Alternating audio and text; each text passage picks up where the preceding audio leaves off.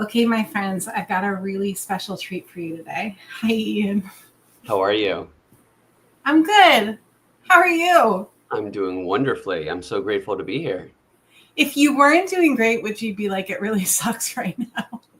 I mean, it's so funny you say that because I'll have patients come in and I'll say, what's new and wonderful, and they'll often say, oh, I can't complain, and I usually look at them. I'm like, I bet you could if you wanted to, What are So other like bedside manners that you have with your practice members? Like, what's yeah. new and wonderful is a good one. What else what are your Ianisms?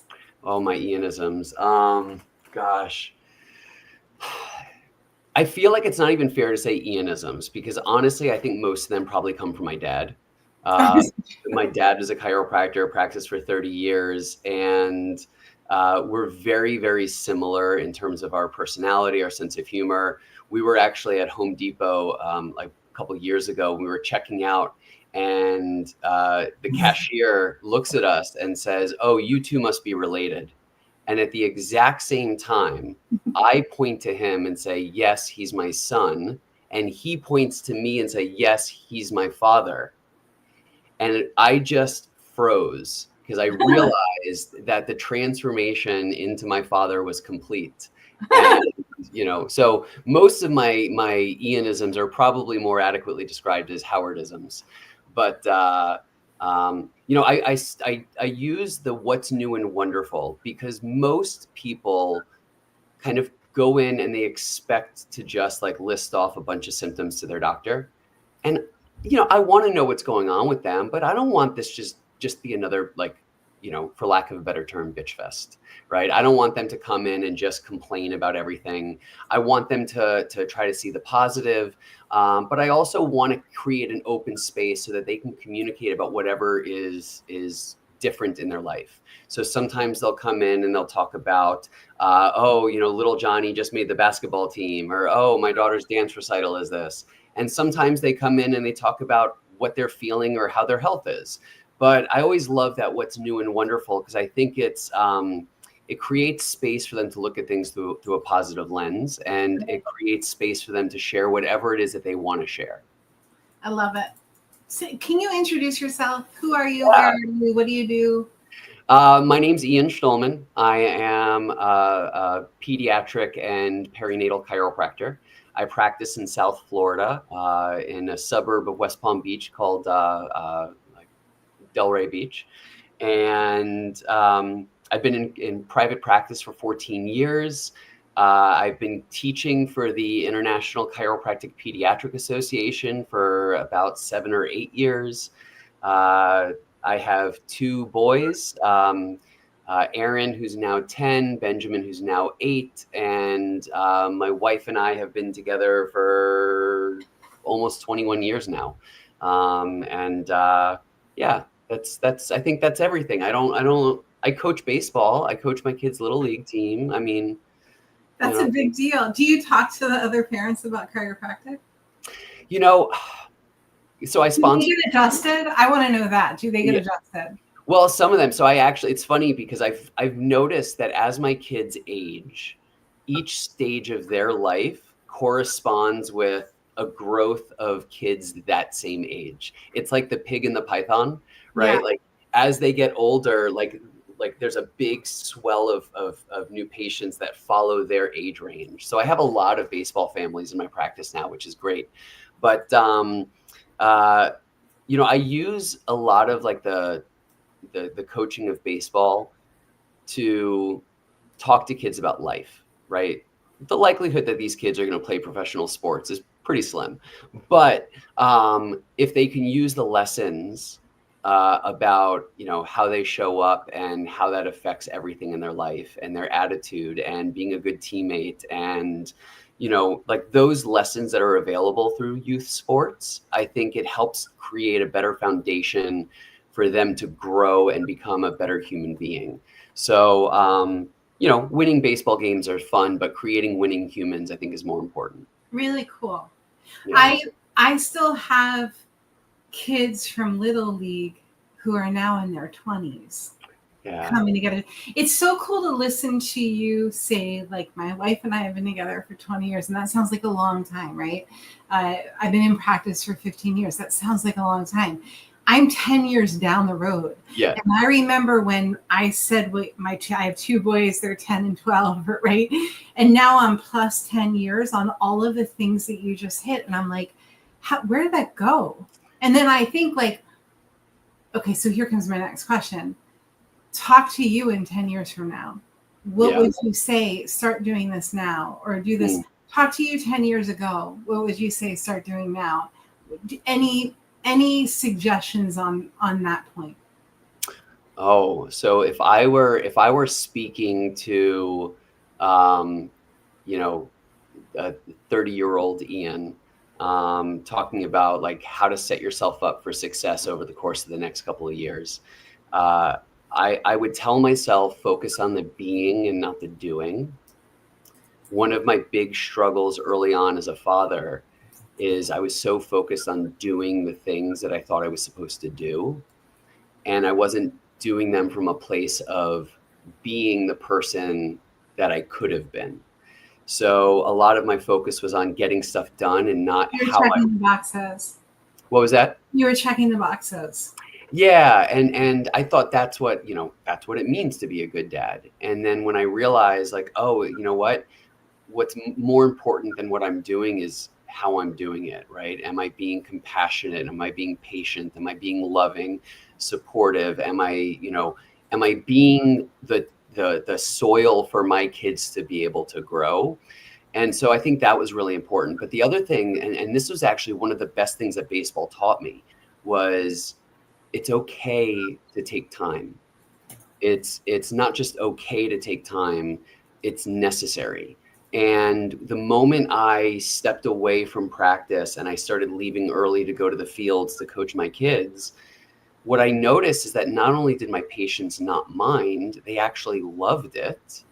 And it created space for me to kind of separate the office from the rest of my life, right? I was able to be present on the baseball fields, and it was vitally important for me. So I know, like, for instance, I do so much better as a human during baseball seasons because I get to leave work at work and then be present on the fields, and coach my kids and do all that. So I would tell myself to, make sure to take time and create the space for me to reset and find that joy.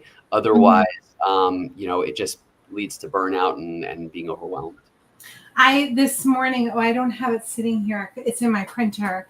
I'm training for a half marathon in November, and it's a lot of time, right? But I also feel like the only way I can do all of the stuff that I'm doing right now is if I take that time. And I have this whole conversation with myself. I can skip the run today. I've got too much to do. But the run is what makes me able to do the rest of the stuff, because that's where I have my greatest thoughts, because I'm not in it. I'm not doing, right? And I wanted to also say, I love saying to kids, who do you want to be when you grow up? Not what do you want to do, right? I love that. And it trips them up. Like, who do I want to be? That's so great. That's so great. Because I think what's important is that we often talk to kids about, like you said, like what they want to do, right? Instead of who they want to be. And I've made it a priority when I talk to my kids, when I give them praise, I do so about who they are as humans.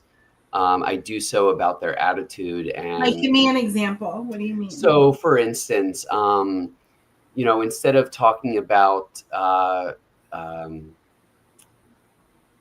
hey, I'm so proud of your grades, right? I'm so proud of what you accomplished. It says, hey, I'm really proud of you for finding that passion of learning this year, right? Like, I love how you came home and you were excited to do math, and that you found something that you were excited to learn about and you dove into it.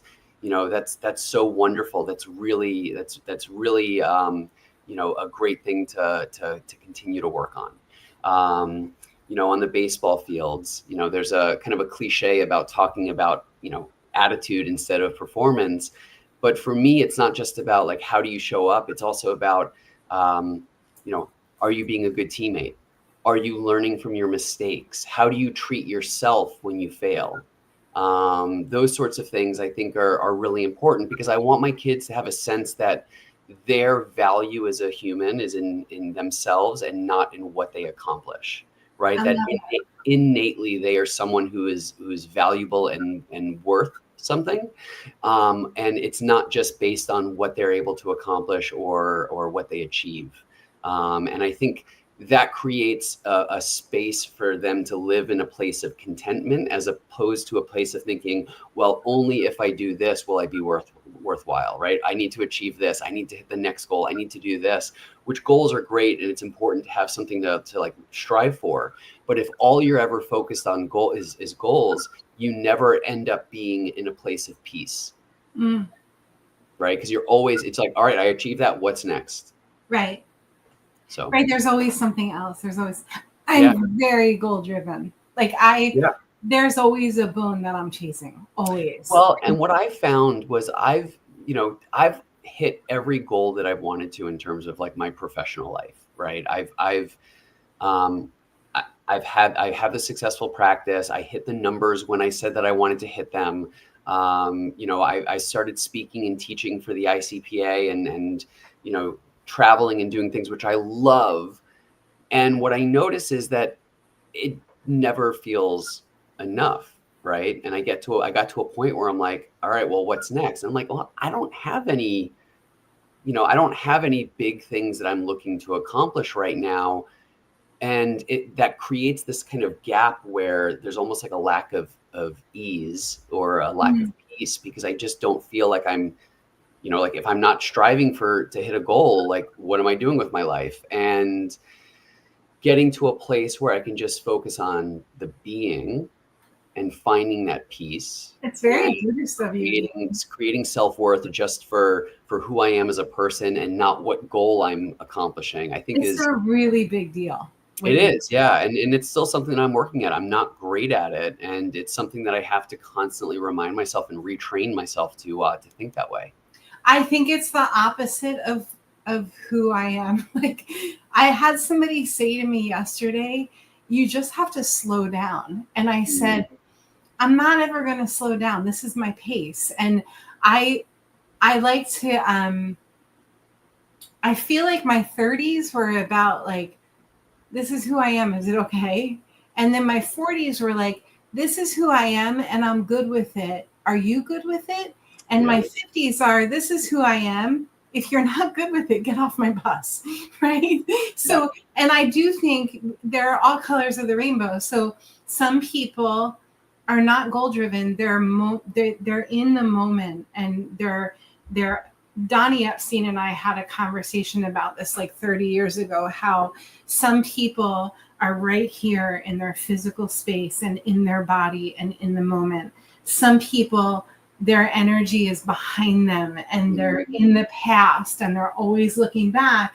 And some people are always in the future and their energy is in front of them and they're overwhelming, right? To the people who they come into contact with. And I think I've found that we have a birthright of where we land, but then we also have a goal of like, I want to be more like this, Well, and I think that's going to shift through, each decade, right? So when I was in my 20s and, transitioning from a college student to a chiropractic student to a practice owner, I mean, everything, I would wake up and it was, goal, right? Like it was that striving to get to a certain place. And then what I found was, when I hit that place, I was kind of left in this place of like, okay, well, where's the joy that I was expecting to experience? Like, I'm here. Where's the life that I'm supposed to have now that I hit all these goals? And then my 30s, as I became a father and transitioned as my kids got older, and I was able to participate more and not just care for them, but interact with them and parent them. My focus became something else. And now as they're getting into that stage where they want to be a little bit more independent, they want to play with their friends instead of hang out with me when they get home from work.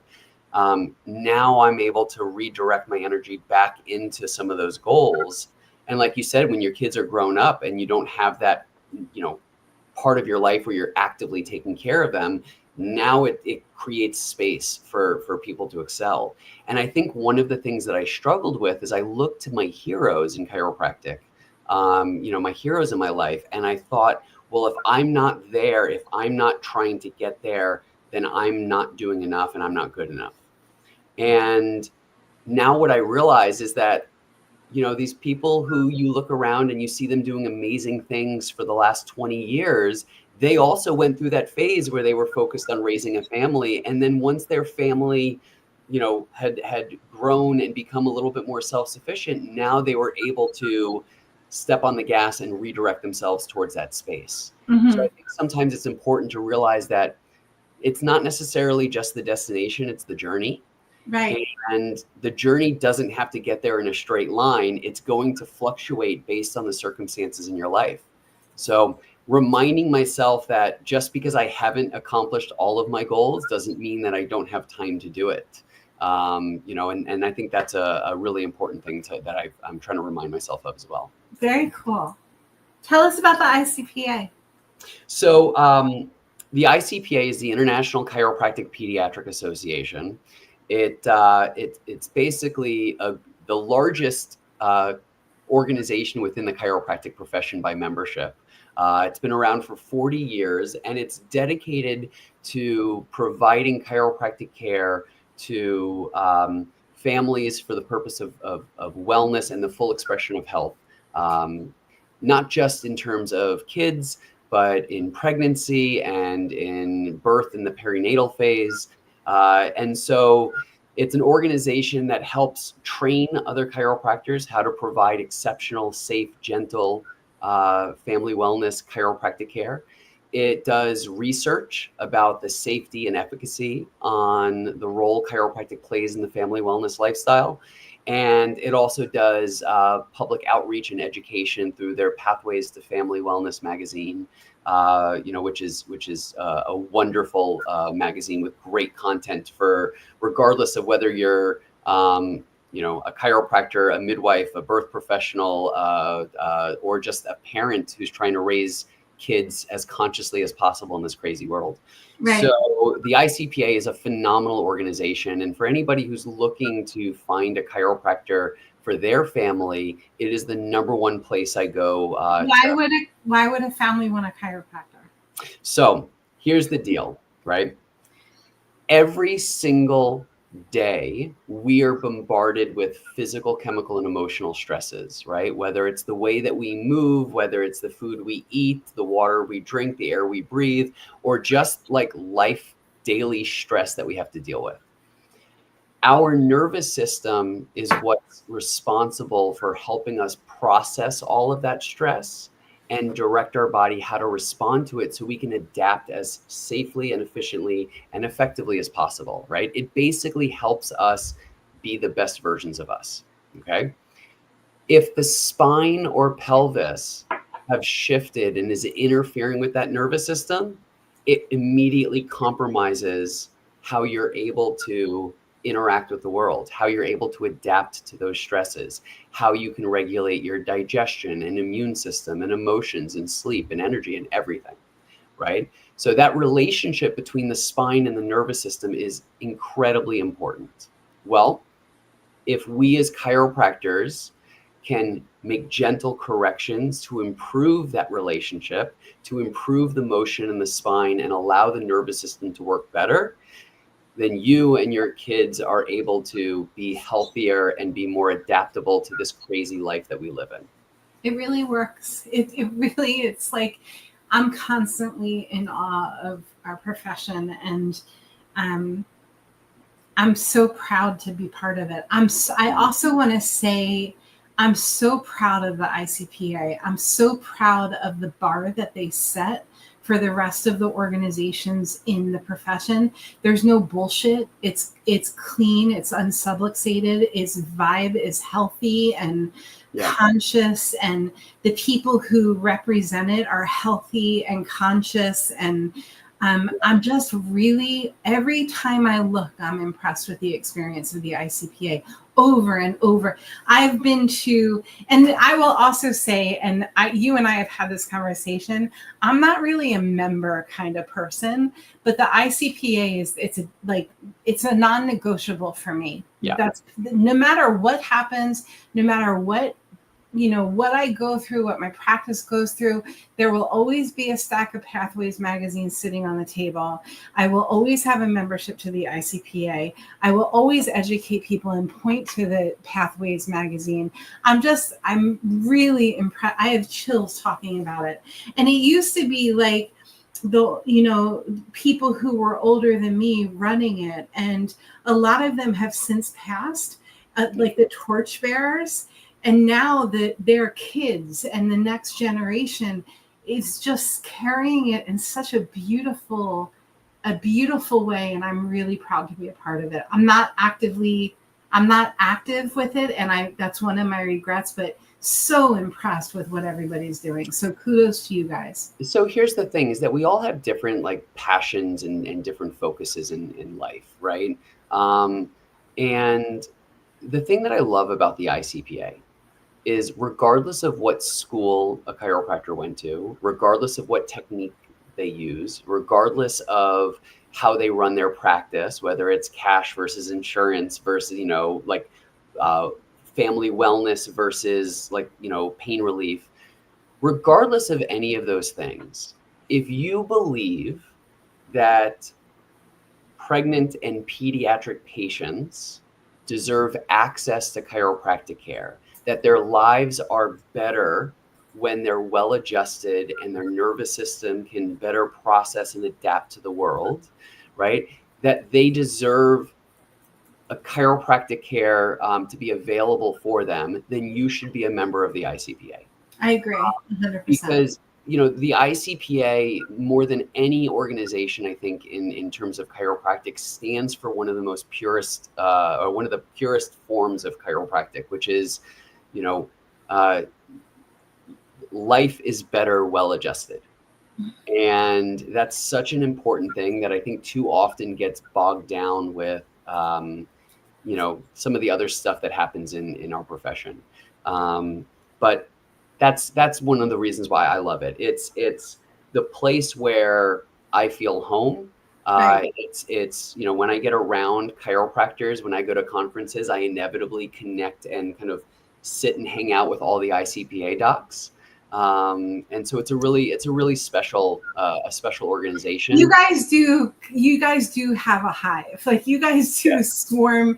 It's really cool to see that too. Like, going to seminars with the ICPA crew, you have this family that is so tight, and you all have a laugh. Like, you have the hidden handshakes and laughters, and it's really beautiful. I need to learn these handshakes. No, I mean energetically. Like, yes. Like, oh, remember the thing that it was really, we had a TV show, for those of you that don't know, I don't even remember, the Practice Joy show, right? And I had the ICPA, all of the teachers fly into Dallas for one of the show's episodes.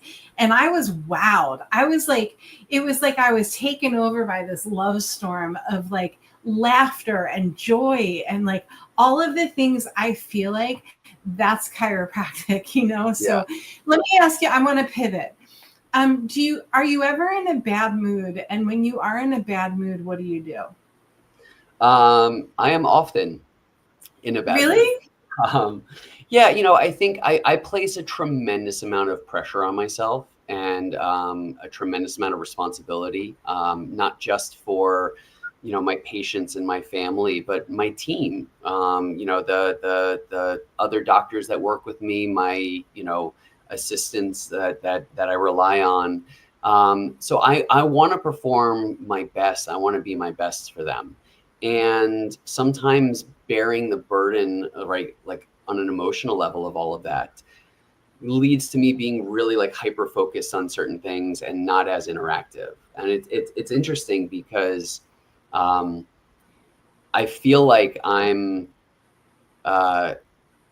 able to access like the purest form of joy when I'm working with patients and when I'm having conversations and discussions about health and life and all these things, because I'm able to just be 100% present with them.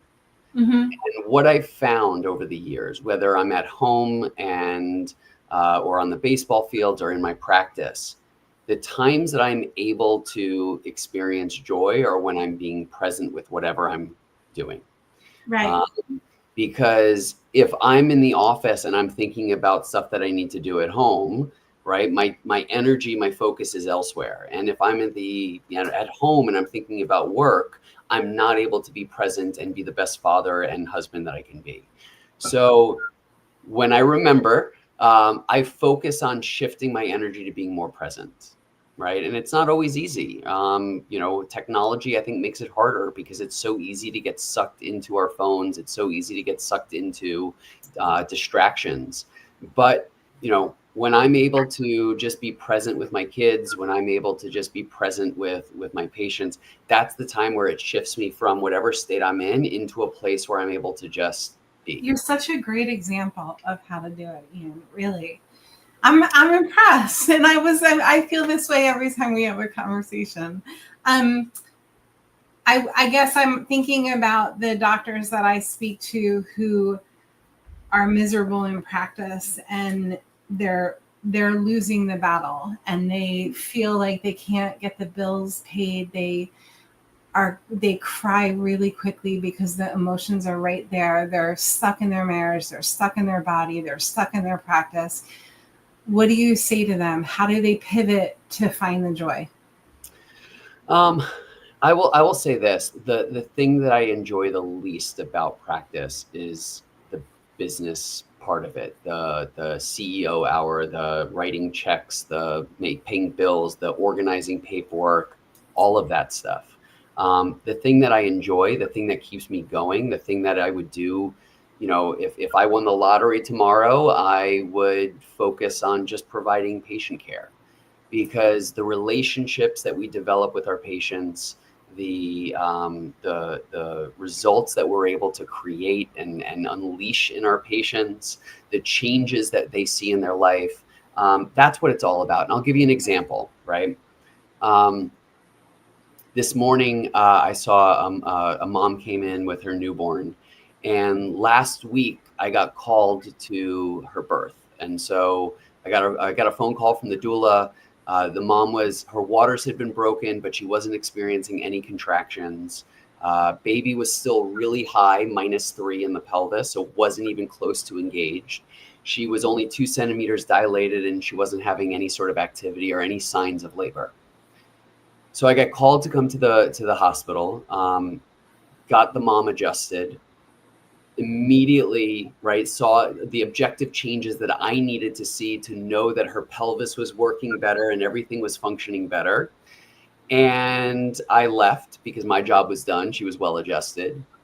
I get a phone call the next morning, about 12 hours later, that 30 minutes after I left, she started feeling contractions really kick into gear, and she started progressing. And then by, the next morning, about 8 hours later, she had a completely unmedicated natural birth. And today she came in with her baby, with her newborn. And to get an opportunity to be a part of something like that, to influence not only the birth and how that affects that mom and her confidence in her body and what she's capable of doing, to be able to make the changes that we know influence long-term health outcomes for mom in like vaginal versus cesarean births, but to give that baby an opportunity to be birthed in a way that stimulates the nervous system and exposes them to the good bacteria and all this stuff that sets up the rest of their life. There's something called the epigenetic impact of childbirth. And basically it says that there's a Goldilocks zone of stress, that if babies experience too much stress during birth or not enough stress during birth, both of those will have negative impacts on how they express their genes, right? How their epigenetic expression of life, right? Their immune system, their nervous system, all of it. So I know that being there and being a part of that birth and being able to adjust that mom didn't just affect her, but it set a different course for the rest of that baby's life.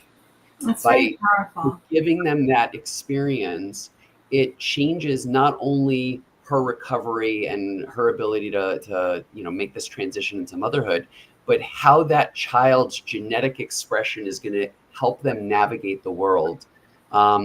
Knowing that we get an opportunity to do that, that's everything. It's everything. I think what happens is it's so easy to get bogged down by all of the other bullshit in practice. And whenever I can just focus on the patients and the chiropractic instead of the practice part of it, I think that's where I find joy. So if you're in that place, and I get it, because like there have been times where I lose sight of what's most important. If you're in that place, like get reconnected to the why behind what it is that we're doing, and start to see some of those people who are not just going to complain less about their musculoskeletal pain, but instead express gratitude and appreciation for how you impact their life and the life of their family. Because to me, I think that's everything. There's so much that you said that I want to double click on, but we're out of time. And I have a habit of taking little Howardisms or Ianisms while you're talking and typing them out. So I'm going to read what I typed, and then if there's anything else that you want to share, please do. So what's new and wonderful, not another bitch fest, create an open space, create space to look through. As they get older, a swell of age frames, how to set for success, focus on the being, not the doing. What's more important than what I am doing right now is how I am doing it. The soil to grow, it's okay to take time, it's necessary, vitally important. Attitude instead of performance, it's not the destination, it's the journey. If you believe that pregnant and pediatric patients deserve care, join the ICPA. Life is better, well adjusted. Shift energy to be more present. CEO hour, I love that. And the epigenetic impact of birth. Anything else that you wanted to share? I think you pretty much nailed it all. Honestly, I forgot I even said some of those things. Okay, so here's my question for you. Go for it. And I ask all of my guests this, so I'm going to put you on the spot. We do a lot in the chiropractic space, in the wellness space in general. We have a marketing agency, a practice success agency at this point, and we can basically build it and run it and show them how to do it, right? When it comes to communicating with practice members in an efficient and effective way, that's cost effective too. If somebody was to say, I'm thinking about working with Staffless Practice and Dr. Jody's team, what would you say to them? I would say that, most of us get into this because we want to serve people. And the business part of it is one of those, and I hate to say like necessary evil, right? Like you need to be able to stay in business in order to be able to serve people. So having people who can support you, who can give guidance, who can make that part easier and more efficient, will allow you the freedom to spend more time on the things that matter to you and the things that bring you joy and the things that are going to influence the lives and health and well-being of the world around us. So I would say this, and the chiropractors who are listening will get this reference, is that when you work with Dr. Jody and hire the Staffless Practice to support you, it allows you to focus more time on achieving the big idea. Got goosies. It's true though. It's like And it all happened by circumstance. Like, okay, I can't answer the phone anymore. What do I do? Yeah. I didn't want to hire staff. I cannot send it another text message. What do I do? And then we built it and we built it and we built it. Ian, I think you are absolutely the cat's meow. I will see you at the ICPA gathering, which is in May. Our big, like, let's all get together and just learn and grow and heal and laugh and dance and eat and all of it. Go make the world better with great care, y'all. And thank you for listening to the Staffless Practice Podcast.